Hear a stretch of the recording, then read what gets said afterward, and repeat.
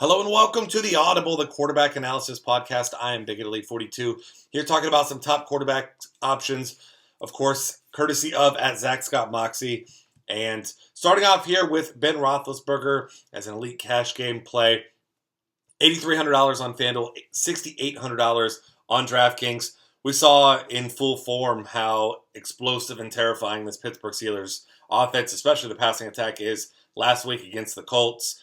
Now facing off against a bad matchup against the Bengals, who are a good defense, allowing the lowest amount of actual points per game and the second least fantasy points to quarterbacks this season.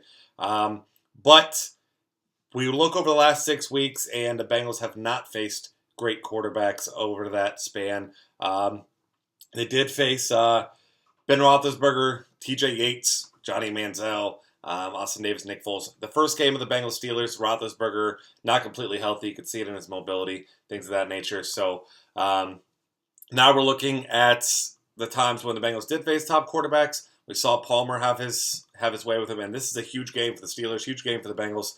We all expected the first time to be a shootout. This one certainly could be the game that we were expecting the first time out, and just a 23-point Vegas total. But at that price, especially on DraftKings, definitely not a bad option for you there.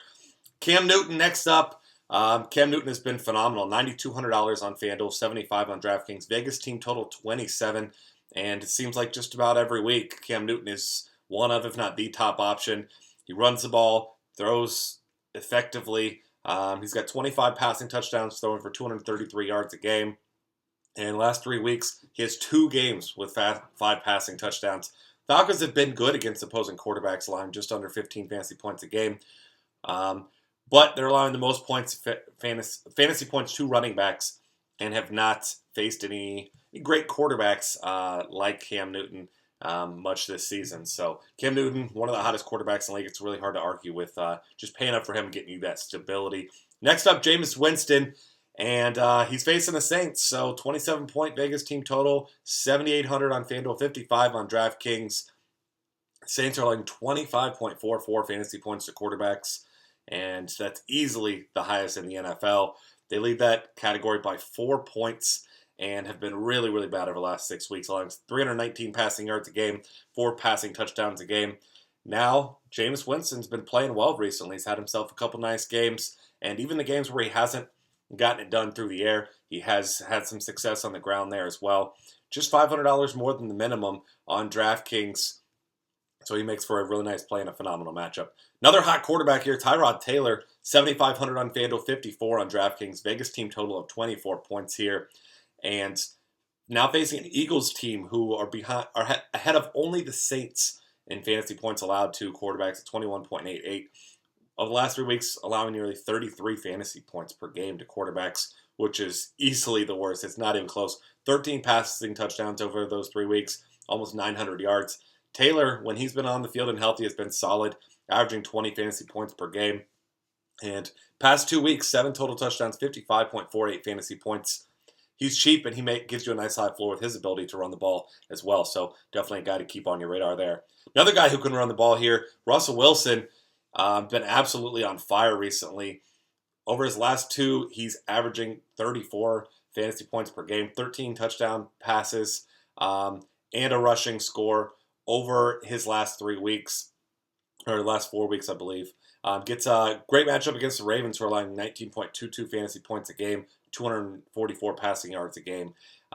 He's been awesome, and the Ravens, as we know, that defense is just terrible. Russell Wilson can do it all, and he's I won't say single-handedly, he certainly had some help, but he is the main reason why the Seahawks are making a great late playoff push, even for some nice seeding as well. So definitely a great spot here for Russell Wilson against this bad defense.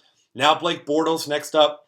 5 passing touchdowns, 32.78 fantasy points last week. And he's facing the Colts, who, as we saw last week, are just very, very, very susceptible to the pass. Roethlisberger murdered him. 364 yards, 4 touchdowns. Colts have allowed the 7th most fantasy points to quarterbacks, just under 20. 3rd most passing yards a game. And Bortles already played this team once, 298-yard performance with 19 fantasy points earlier this year.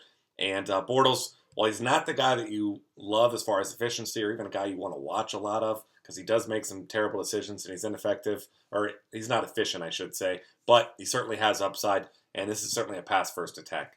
Ryan Tannehill next up. He was not good last week.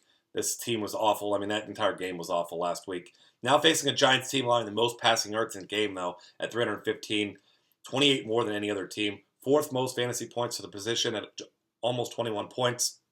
And over the past 5 weeks, they've allowed 4 of 5 quarterbacks to throw for at least 300 yards. 12 passing touchdowns in that span as well. And now Tannehill this week, he's got guys like Jarvis Landry, like now with Rashad Matthews hurt. You've got Devontae Parker had himself a nice touchdown catch last week. You've got plenty of weapons. Really no reason why Tannehill can't succeed in this plus matchup.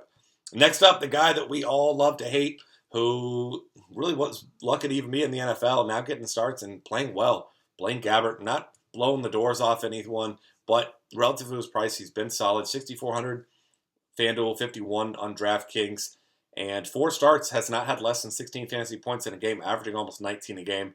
Facing the Browns, who, as we know, are just a god-awful team all the way around. 20.21 fantasy points per game, 263 passing yards.